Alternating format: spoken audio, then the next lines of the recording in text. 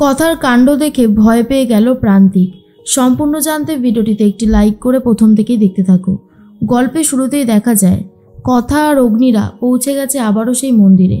সেখানে গিয়ে রহস্যের সমাধান করবে বলে ঠিক করেছে, কিন্তু কথা ভয় পেতে থাকে। অগ্নি তখন বলে, আবার তুই ভয় পাচ্ছিস?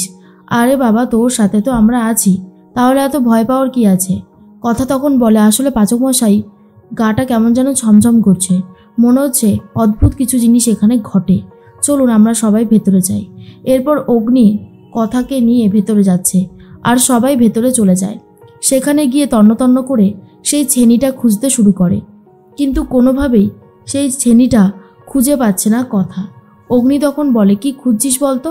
কথা বলে, পাচক মশাই, আমি এখানেই সেই ছেনিটা দেখেছিলাম, কিন্তু সেই ছেনিটা এখন কোনোভাবেই খুঁজে পাচ্ছি না, সেটা যে কোথায় গেল, কি করে যে খুঁজে বার করি।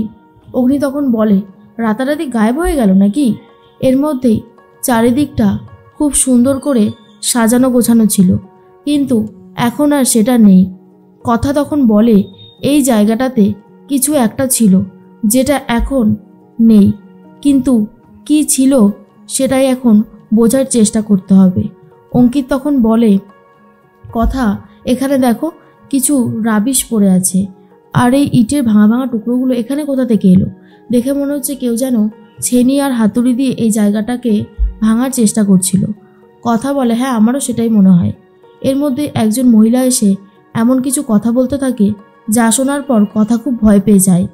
কথা সেই মহিলার কথাগুলো ভালো করে বোঝার চেষ্টা করে, সেই ধাঁধাগুলোর উত্তর জানতে চায়। অগ্নি তখন বলে, আরে তুই সব কিছু এত সিরিয়াস নিস কেন বলতো? এসব ভাবিস না, এসব নিয়ে ভাবার কোনো দরকার নেই। এর মধ্যেই কথার গায়ে একটা জিনিস ভেঙে পড়ছিল, আর সেখান থেকে অগ্নি কথাকে সরিয়ে নেয় আর বলে, তুই ঠিক আছিস তো?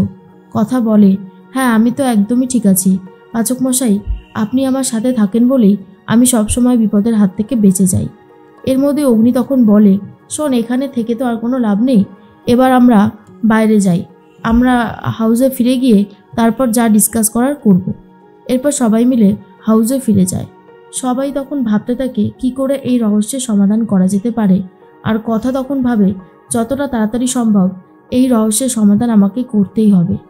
এরপর কথা তার নিজের লজিক অনুযায়ী খাতায় লিখতে শুরু করেছে, আর অন্যদিকে ম্যান্ডি চলে এসে ভাবে এরা কি আলোচনা করছে সেটা আগে থেকে আমাকে জানতে হবে।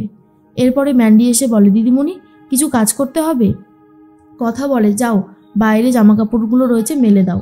তখন ম্যান্ডি বলে, দিদিমণি, এখন তো বাইরে প্রচণ্ড মেঘ করেছে, বৃষ্টি নামলো বলে আমি না হয় পরে মেলে দেব, আগে ঘরটা একটু ভালো করে পরিষ্কার করে দিই। কথা বলে, ঠিক আছে। এরপর ম্যান্ডি ঘরেই থেকে যায় যাতে কথাগুলো শুনতে পায়। কথা, অগ্নি এরা কি প্ল্যান করছে সেটা বুঝতে পেরে প্রান্তিককে সবটা জানাতে পারে। তখনই কথা বলে, পাচক মশাই, একটা জিনিস খেয়াল করে দেখবেন, যা কিছু হয় ওই মন্দিরে সব কিছু রাতের বেলা হয়, তাই আজকে রাতের বেলাতেই আমরা ওই মন্দিরটাতে যাব, কারণ রাতের বেলা গেলে অনেক সমস্যার সমাধান হবে, সেটা অশরীরী আত্মারা করুক বা মানুষই করুক। তখনই অগ্নি বলে, আচ্ছা ঠিক আছে, তুই যেমনটা বলছিস তেমনটাই হবে। এরপর মান্ডবী বলে, কথা খুব চালাক, রাতের বেলাতে মন্দিরে যাবে ঠিক করেছে, প্রান্তিককে এই খবরটা ঝটপট জানিয়ে দিতে হবে। প্রান্তিককে খবরটা জানিয়ে দিতেই প্রান্তিক ভয় পেয়ে যায় আর বলে, কিছুতেই আমি ওকে মন্দিরে ঢুকতে দেব না। তাই প্রান্তিক আবারও ভণ্ড সাধুর বেশে চলে এসেছে আর কিছুটা ছাই ছড়িয়ে দিয়ে বলে, আজ রাতে গ্রামের মন্দিরের দিকে যে যাবে, গ্রাম কিন্তু একেবারে ধ্বংস হয়ে যাবে। তখন গ্রামবাসীরা বলে, আজ আমরা সারা রাত পাহারা দেব, কাউকে ওই মন্দিরের ভেতর ঢুকতে দেব না। অগ্নি আর কথা তখন নিশ্চিত হয়ে যায় কিছু একটা গন্ডগোল তো আছেই, এরকম আবার কিছু হয় নাকি। আর গ্রামবাসীরাও বুঝতে পারছে না, গ্রামবাসীরা তাই কথাদেরকে ভেতরে যেতে দেয় না।